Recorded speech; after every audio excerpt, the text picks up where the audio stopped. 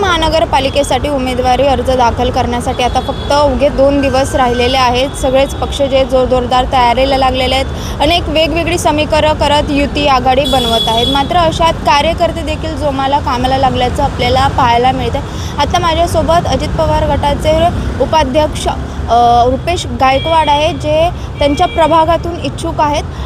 दादा, तुमचा प्रभाग कोणता आणि काय सांगाल? तुम्ही इच्छुक आहात, 2 दिवस राहिलेले आहेत फॉर्म भरण्यासाठी। माझा प्रभाग येरोडा गांधीनगर आहे, प्रभाग क्रमांक 6। त्याच्यामधून मी अनुसूचित जाती मधनं या ठिकाणी उमेदवारी अर्ज आदरणीय अजितदादा व माजी नेते सुनील टिंगरे यांच्याकडे मागितलेला आहे।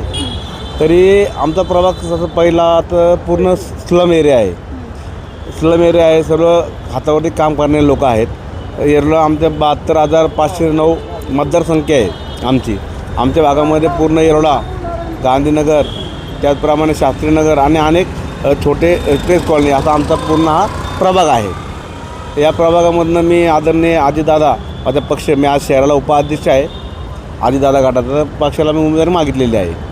तुम्ही सुनील टिंगरे जे आमदार आहेत त्यांचे विश्वासू जवळचे समजले जातात, वाटतं तुम्हाला तिकीट मिळेल? कारण की दोन्ही राष्ट्रवादी एकत्र आल्याने बरेच जे म्हणतात की कार्यकर्ते जोमाने लागलेले आहेत, अनेक इच्छुक नवीन समोर येतात। बरोबर आहे, सुनील टिंगरे अण्णा यांचं मी कट्टर समर्थकच आहे आणि राहणार।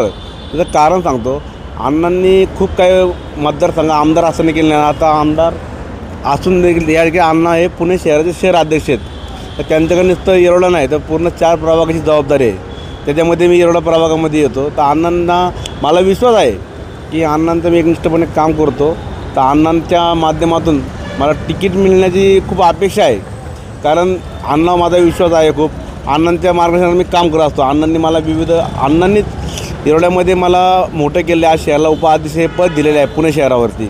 माझ्याकडे छोट्या कार्यकर्त्याची दखल घेऊन पुणे शहरावर पद दिलेलं आहे व अण्णांच्या माध्यमातून मी येरोड्यामध्ये अनेक कामं राबवलीत। या ठिकाणी छत्रपती संभाजी महाराज उड्डाणपुलाखाली आदरणीय सुनील अण्णा टिंगरे यांनी मला 38 लाखाचं बजेट देऊन 2 ओपन जिम बांधलेले आहेत। त्याचप्रमाणे माझ्या अर्जावरती अण्णांनी देखील येरोडा भागामध्ये 7 या ठिकाणी बसस्टॉप बांधून दिलेत। अनेक अण्णांना मी जे दिलेले आहे, मला जे कामं लागतात अण्णा त्याचा पाठपुरावा करून अण्णा ते माझे पूर्ण आतापर्यंत झालेले आहेत। तर ही देखील मला अपेक्षा आहे की अण्णा मला तिकीट देतील, कारण अण्णांच्या शब्दापुढं का आम्ही कोणी कार्यकर्ते जाणार नाही। अण्णा म्हणन तेच, अण्णांच्या पुढे आम्ही जाणार नाही। तुमच्या प्रभागात कोणत्या समस्या आहेत बरं प्रामुख्याने? मी पहिलं तुम्हाला सांगितलं, आमचा प्रभाग अतिशय स्लम आहे। त्यामध्ये पाहिलं तर पार्किंगची खूप मोठी समस्या आहे। त्याचप्रमाणे त्या ठिकाणी आपण जर पाहिलं तर खूप मोठी दाट वस्तीचा या ठिकाणी आमची लोकसंख्या आहे। बेरोजगारी देखील प्रमुख खूप आहे, गुन्हेगारी देखील आहे या ठिकाणी। त्या ठिकाणी रस्ते कंडिस्टेड आहेत आणि नेहमीप्रमाणे मूलभूत गरजा म्हणतात पाणी, ड्रेनेज ह्या प्रामुख्याने, कारण आमचा खूप दाटीवाटीचा हा लोकसंख्या असलेला प्रभाग आहे। या ठिकाणी खूप मोठ्या प्रमाणात हातावरती काम करणारे नागरिक राहतात। तुमचं काय विजन असेल बघ, जर तुम्हाला तिकीट मिळालं तर तुम्ही कशाच्या आधारावरती निवडणुकीचा प्रचार कराल? या ठिकाणी प्रचार करायचा म्हणलं तर मी आता पहिलं आहे ना, माझ्या आमदार व शहर अध्यक्ष सुनील अण्णा टिंगरे येरोड्यामध्ये आमदार असताना शेवटच्या क्षणी 28 कोटीची कामं येरोड्या भाग केली। आताच आम्ही मागच्या आठवड्यामध्ये अण्णांनी आम्हाला 13 कोटीची कामं दिली। त्याचप्रमाणे अण्णांनी या ठिकाणी आम्ही जर पाहिलं तर लोकांची समस्या पार्किंग आहे, गुन्हेगारी मुक्त येरोडा करणे हे एक ध्येय आहे। त्याचप्रमाणे आपल्याला येरोड्यामध्ये जर पाहिलं कशा प्रकारे आपण रस्ते मोकळे करू, लोकांची अडचण न होता लोकांना येण्या जाण्याचा रस्ता असतील, भाजी मार्केट आता अण्णांनी बजेट टाकले ते कसं आतमध्ये जाता येईल। त्याचप्रमाणे शाळा आहेत, शाळेचा खूप मोठा त्या ठिकाणी प्रश्न आहे, शाळा कशा दुरुस्ती होतील, शाळेमध्ये आपल्या नागरिक कशाप्रमाणे चांगलं शिक्षण घेतील याकडे आपलं लक्ष असणार। आता मी म्हटल्याप्रमाणे सगळ्यात महत्त्वाचा विषय येतो तो म्हणजे इच्छुक वाढलेत, पण तिकीट मर्यादित असणार आहे। जागा वाटपाचं जर बघायला गेलं तर आता थोडंसं 30-35 जागा जे आहे ते शरद पवार गटाला तर नक्कीच जातील, उरलेल्या जागा इकडे येतील। मात्र तिकीट नाही मिळालं तर तुम्ही अपक्ष लढणार का की पक्षासोबतच उपाध्यक्ष म्हणून राहणार? खरं साहेब, मी पहिले सांगितलं की मी आदरणीय माझे नेते सुनील अण्णा टिंगरे यांचं मी कट्टर समर्थक आहे। मी माझ्या नेत्याच्या पुढे जाणार नाही। माझा नेता माझ्यासाठी जो निर्णय घेईन तो योग्यच घेणार।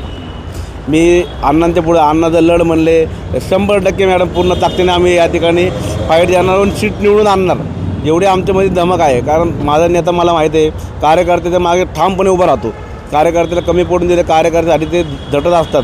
आणि जर नेता जर मला म्हणला रुपये इथंच थांब, तर मी अण्णाच्या शब्दापुढे जाणार नाही. माझे अण्णा म्हणन तेच धोरण तेच तोरण मी बांधणार, अण्णाच्या पुढे जाणार नाही. अण्णा माझे म्हणतील त्याप्रमाणे आम्ही वागणार, ठरवलेलं आहे. नक्कीच आता आपल्यासोबत प्रभाग क्रमांक 6 म्हणजेच येरवडा गांधीनगरमधून इच्छुक असलेले अजित पवार गटाचे उमेदवार रुपेश गायकवाड होते. त्यांची आतुरतेने किंवा एक जी आतून जी इच्छा असते ती निवडणूक लढण्याची आहे. मात्र सुनील टिंगरेंचे हे विश्वासू समजले जातात. जर त्यांनी तिकीट नाही दिलं, तसं त्यांची विश्वास आहे की तिकीट मिळेलच, पण नाही दिलं तर अण्णांचा जो शब्द आहे त्याच्यापुढे जाणार नाही, अण्णांसोबतच राहणार, म्हणजेच अजित पवार गटासोबतच राहणार असल्याचं त्यांचं म्हणणं आहे. पुण्याहून मी शिवानी लकडे, टाइम्स ऑफ महाराष्ट्र.